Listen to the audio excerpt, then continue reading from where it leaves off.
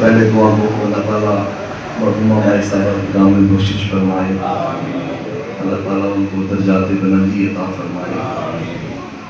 ماں ایک ایسا سایہ ہے جس کی مثل کائنات میں کوئی نہیں ملتی۔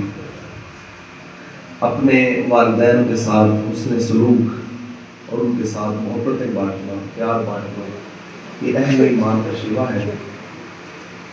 جس طرح بھی ہو جائے ہر لمحہ والدین کی فرمانبرداری اور ان کے ساتھ احسان اور نیکی کرنا، یہ شریعت اسلامیہ کا مزاج ہے۔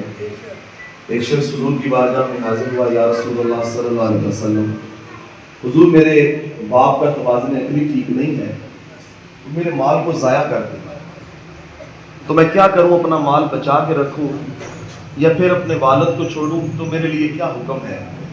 حضور نے فرمایا انت و مالک لابیک، تو بھی تیرے باپ کا ہے، تیرا مال بھی تیرے باپ کا ہے، جس طرح چاہے وہ اسے استعمال کرے۔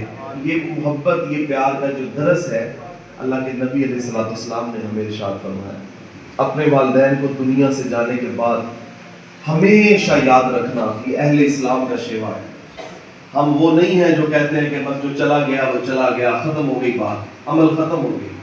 حضرت سعد حضور کی بارگاہ میں آئے، یا رسول اللہ صلی اللہ علیہ وسلم میری ماں کا انتقال ہوا ہے، تو حضور کو یہ عمل ایسا کرنا چاہتا ہوں جس سے ہمیشہ میری ماں کو ثواب پہنچتا رہے۔ یہ بخاری شریف میں موجود ہے۔ حضور علیہ الصلوۃ والسلام کی بارگاہ میں آ کے پوچھا، سوال کیا؟ پوچھنا چاہیے، جس چیز کی ضرورت ہو وہاں علماء سے جا کے مشورہ کرنا چاہیے کہ مجھے ضرورت کس چیز کی ہے، میں کیا کام کروں تو میرے والدین کے لیے ایک ایسا صدقہ جاریہ بن جائے۔ یہ صحابہ کی سنت ہے نا۔ صحابہ نے آ کے پوچھا، اپنے تائیں جس طرح بھی آپ کرتے رہیں، نیک کام کا اجر بہرحال ہوتا ہے، جہاں بھی جس طرح بھی آپ نیک کام کریں گے اس کا ثواب ملے گا، لیکن کبھی ایسا ہوتا ہے کہ کسی عمل کی ضرورت زیادہ ہوتی ہے۔ اور مجھے پچھلے دنوں ایک دوست نے آ کے، یہ بھی ایک ہفتہ ڈیڑھ کی بات ہے، تو دوست نے کہا کہ میں فلاں جگہ پہ مسجد بنانا چاہتا ہوں۔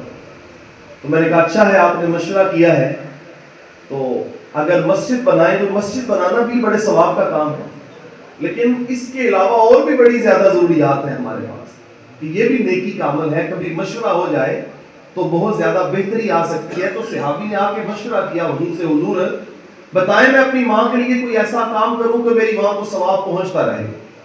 تو حضور علیہ الصلوۃ والسلام نے فرمایا، سعد، مدینے میں میٹھے پانی کے کنویں کی ضرورت ہے، اگر تو پانی کا میٹھا کنواں کھدوا دو گے، جب تک لوگ پانی پیتے رہیں گے اللہ تیری ماں کو ثواب عطا فرمائے۔ حضرت سعد فرماتے ہیں میں قربان جاؤں مدینے والے آقا پر۔ حضور علیہ الصلوۃ والسلام نے خود جگہ کا انتخاب فرمایا، وہاں ہم نے کنواں کھدوا دیا، اور جب وہ کنواں کھودا گیا تو حضور علیہ الصلوۃ والسلام نے فرمایا یہ سعد کا کنواں ہے، یہ سعد کی ماں کا کنواں ہے، جب تک لوگ پانی پیتے رہیں گے سعد کی ماں کو ثواب ملتا رہے گا۔ یہاں ایک مسئلہ اور بھی سمجھ آتا ہے کہ کسی کے دنیا سے جانے کے بعد جو کیے گئے اعمال ہیں ان کا ثواب دنیا سے جانے والوں کو پہنچتا ہے۔ اب یہ کوئی بحث کرنے والی بات نہیں ہے کہ بس عمل اپنا اپنا، رویے اپنے اپنے، اور نیکیاں اپنی اپنی جو کر لی وہ گزر گئے۔ میرے حضور نے فرمایا قیامت کے دن ایک شخص اٹھے گا، اس کے ساتھ نیکیوں کے پہاڑ چل رہے ہوں گے، وہ حیران ہوگا، عرض کرے گا مالک اتنی نیکیاں میرے نامہ اعمال میں نے تو اتنی نیکیاں کی نہیں تھی، تو یہ نیکیوں کے پہاڑ کس طرح ہیں؟ المعجم الاوسط میں امام طبرانی نے لکھا ہے کہ حضور علیہ الصلوۃ والسلام نے فرمایا جب اللہ سے وہ سوال کرے گا مالک میں نے یہ نیکیاں تو کی نہیں، یہ کہاں سے آئیں؟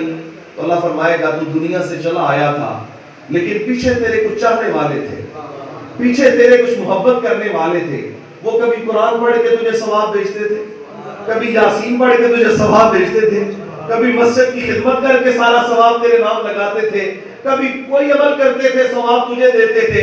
میں رب بڑا کریم ہوں، میں نے ان کی دعاؤں کو ضائع نہیں کیا بلکہ نیکیوں کے پہاڑ بنا کے تیرے ساتھ چلا دیا ہے۔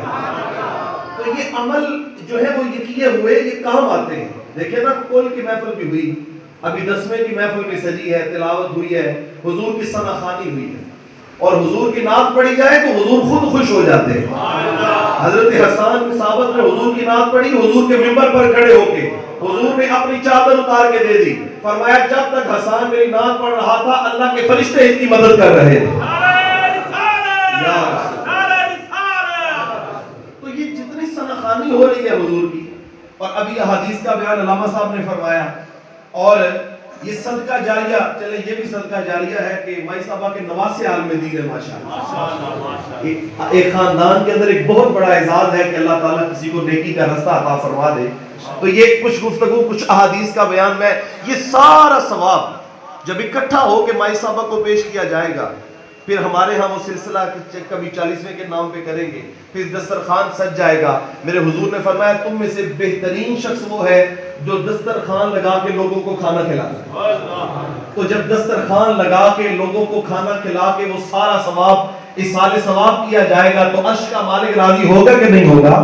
تو دنیا سے جانے والوں کے لیے یہ نورانیت کا ذریعہ بن جاتا ہے. آئیے میں اور آپ اپنے والدین کے ساتھ وفائیں کریں. والدین سے وفا کا ایک ذریعہ یہ ہے کہ دنیا میں رہتے ہوئے ان کی خدمت، ان کا پیار. میں نے اکثر یہ بات کہی ہے آپ سے، اگر آپ کو یاد ہو کہ قل کی محفل پہ 10ویں 40ویں اور سالانہ ختم پاک میں ساری زندگی دیگے پکانا یہ بالکل ٹھیک ہے، پکانی چاہیے، لوگوں کو کھلائیں، سال ثواب کریں، ثواب پہنچتا ہے. لیکن اگر دنیا میں رہتے ہوئے والدین روٹی کے ٹکڑے کو ترستے رہ جائیں، اگر وہ خیال کریں کہ پتہ نہیں اب مجھے کون دینے آئے گا، اور پھر اس حساب کر کے حضرت اعلیٰ حضرت عظیم البرکت رحمۃ اللہ تعالیٰ علیہ، امام احمد رضا خان فاضل و محدث بریلوی رحمۃ اللہ تعالیٰ، آپ نے آ کے کہا حضور اماں جی آپ کے پاس رہتی ہیں؟ تو آپ نے فرمایا میاں یہ کیا تو نے پوچھا ہے، اماں جی میرے پاس نہیں رہتے، میں اماں جی کے پاس رہتا ہوں. ساری زندگی یہ عزت، یہ پیار، یہ وفا ان کے ساتھ نبھانا، یہ دین کا مزاج. ان کی عزت، ان کا اکرام، ان کی تکریم کبھی کمی نہ آئے.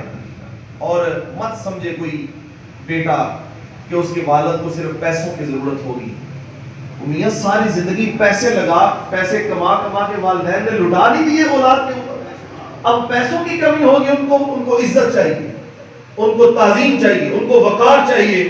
اور یہ اولاد کی ذمہ داری ہے کہ ان کی عزت اور تکریم میں کسی قسم کا کوئی فرق گزاشت نہ کرے، ہمیشہ ان کی عزت اور تعظیم کرے. اور جب وہ دنیا سے چلے جائیں تو ہمیشہ ان کو اس سال ثواب میں یاد رکھے. یہ اچھی اولاد، وفادار اولاد کی ذمہ داری اور علامت ہے. دعا کریں اللہ ہم سب کو توفیقات نصیب فرمائے. میں بار دیگر دعا گو ہوں اللہ تعالیٰ حاجی محمد عنایت گڈو صاحب اور ان کی زوجہ محترمہ اللہ دونوں کو جوال رحمت کے جگہ عطا فرمائے. اللہ ان کی اولاد کو اس نیک راہ پر ہمیشہ چلائے رکھے. جتنی نیکیاں یہ کرتے رہے، ان کے پیچھے جتنے اعمال صالحہ کی یہ سلسلے ہیں، اللہ ان کو سلامت بھی رکھے اور قبول بھی فرمائے.